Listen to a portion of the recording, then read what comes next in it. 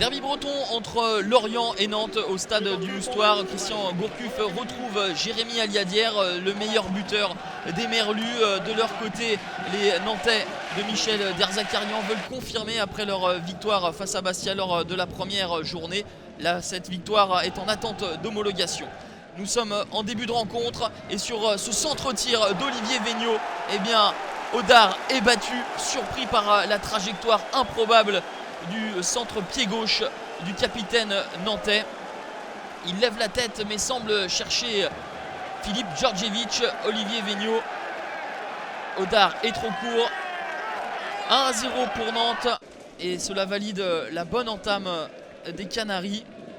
Mais Lorient va réagir suite à cette touche. Maxime Baka alerte Vincent Aboubakar. Le bon contrôle et l'enchaînement de l'international camerounais qui trompe Rémi Rioux. Un but partout, largesse défensive des Nantais. Le bon déplacement, le bel appel de balle de Vincent Aboubakar, l'ancien Valenciennois, qui se débarrasse du marquage assez aisément. Un but partout entre les deux formations. Nous jouons les arrêts de jeu de la première mi-temps. Le débordement de Kevin Monet-Paquet, la petite talonnade, le centre qui arrive dans les pieds de Jérémy Aliadière. Il avait bien coupé la trajectoire Aliadière, mais trouve un excellent Rémi Rioux. Un partout, c'est le score à la mi-temps, avec une première demi-heure dominée par les Nantais et ensuite les Merlus sont bien revenus dans la partie. À la pause, changement de gardien avec l'entrée de Lecomte, blessé. Audard doit laisser sa place et en tout cas de l'autre côté il y a un gardien qui s'illustre à deux reprises, c'est Rémi Rioux face à Jouffre puis Eko Elemanga.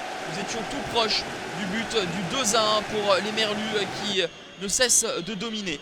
Un coup franc à suivre pour les Lorientais, c'est toujours dangereux et ça le sera avec Jérémy Aliadière. Premier but de la saison pour l'ancien Gunners, auteur de 15 buts la saison passée.